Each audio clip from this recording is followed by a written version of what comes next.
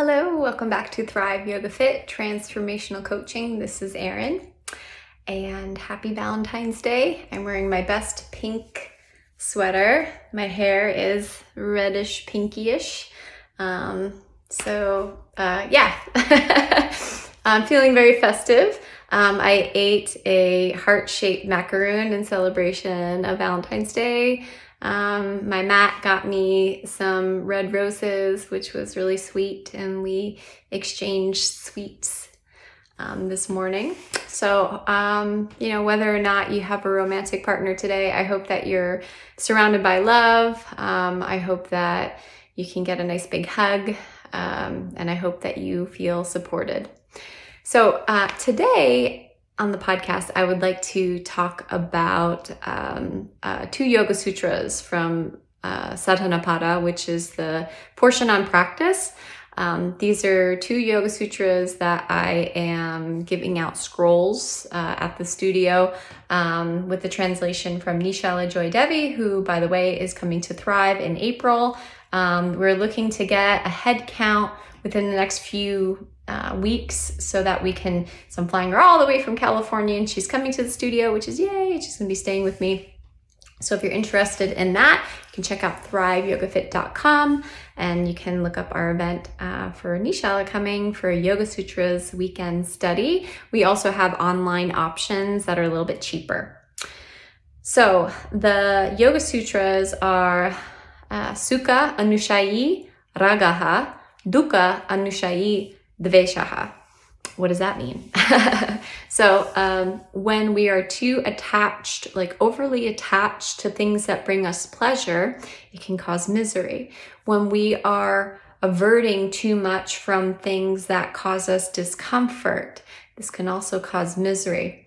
I wanted to talk mainly about the second one, the Dukkha Anushayi Dveshaha, as far as avoiding things in our life that make us uncomfortable.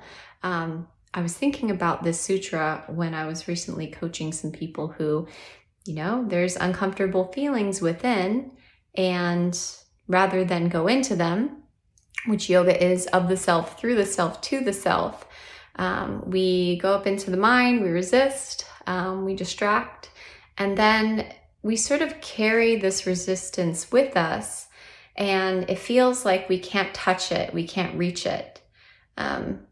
I've definitely had a past pattern of this, and if I don't do my practices and meditate and get some movement, eat right, these things can become issues for me too. So I'm kind of like, on the roller coaster ride with you. I'm like, okay, I've been on this ride a few times. Here's what I've learned. And okay, let's get together as a spiritual community and talk about this, because, it's like, I think that we're all human, and if you don't use the tools, and whatever tools work for you, it might be some things that I talk about, might be other tools that other people talk about. Maybe it's a blend.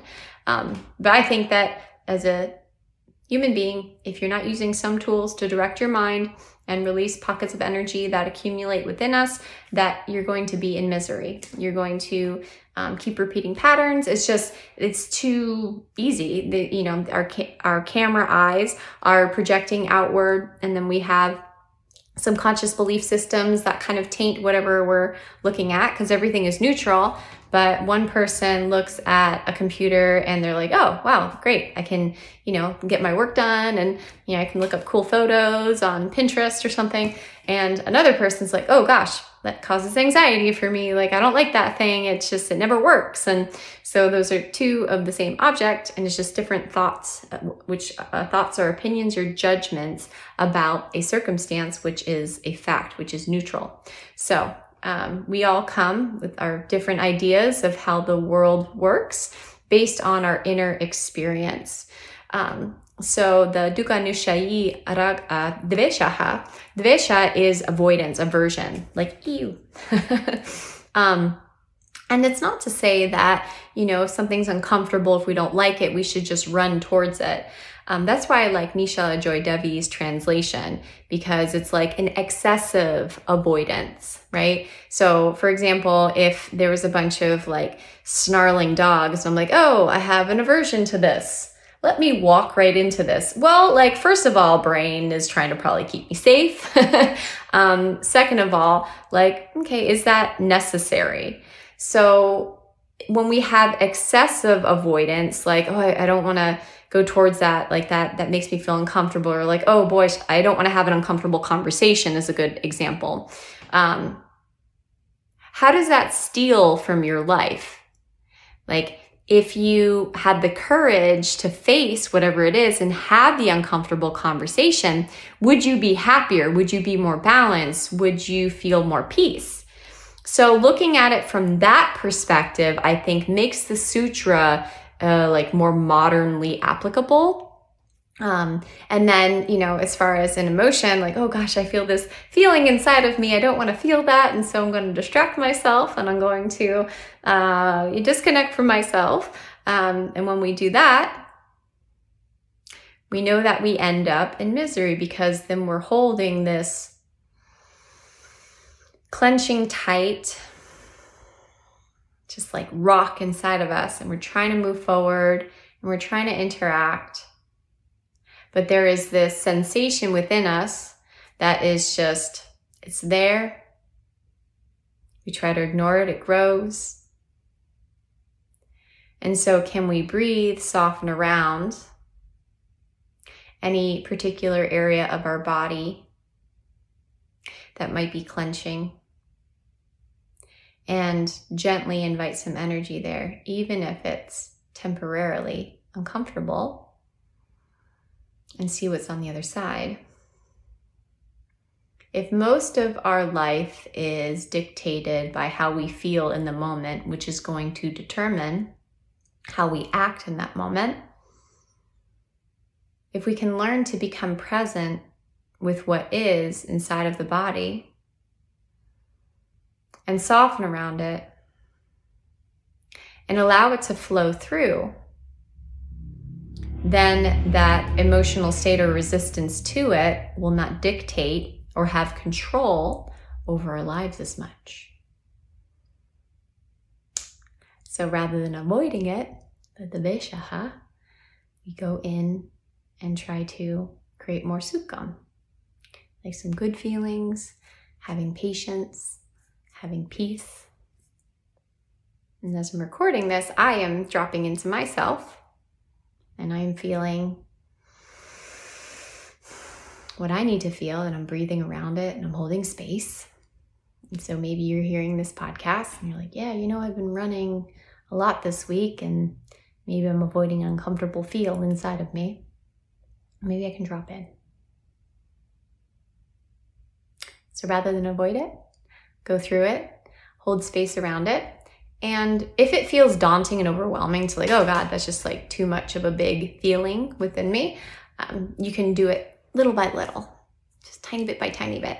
Maybe you walk around the outside of it, soften around it, have patience, and tell yourself that like, hey, this is a big feeling, right? Like, it's not just, disregard it as I shouldn't feel this way, because then you put a layer of hardness around it.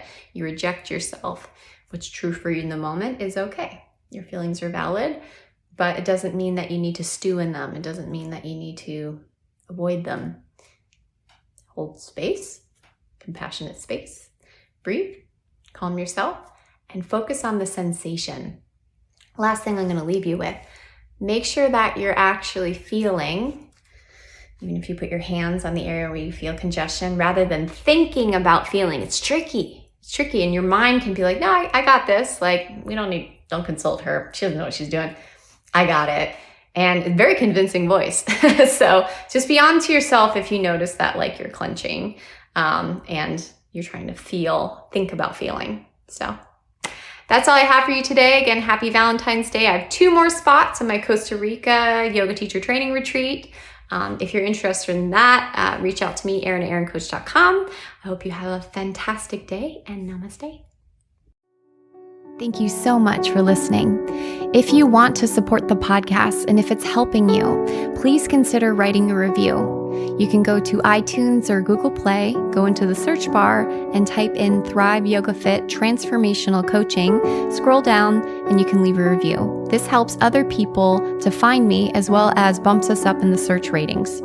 Also, this podcast is sponsor-free, so that means we don't receive anything for doing it. If you feel so inclined and this podcast is helping to support you and you want to return the favor and help to support any production costs of the podcast, feel free to give a donation to a Venmo link, Thrive Yoga Fit, or PayPal, Erin@erincoach.com. If you don't have the means, don't worry about it. We're not going anywhere. You're all good. But if you would like to give back, you can give back in those ways. Last thing, we have a coaching certification coming up, and it's 7 days of an intensive work, followed by a 3-month mentorship. You will not find another teacher that's more passionate and dedicated than I am to my students and their learning, and not just their learning, but the application and how they show up in their life. If you've been listening to this podcast and it's had a huge impact on your life, just imagine what it would be like to spend 7 intensive days with me and then a 3-month mentorship. You can check that out at thriveyogafit.com/coach-certification. Again, thriveyogafit.com/coach-certification.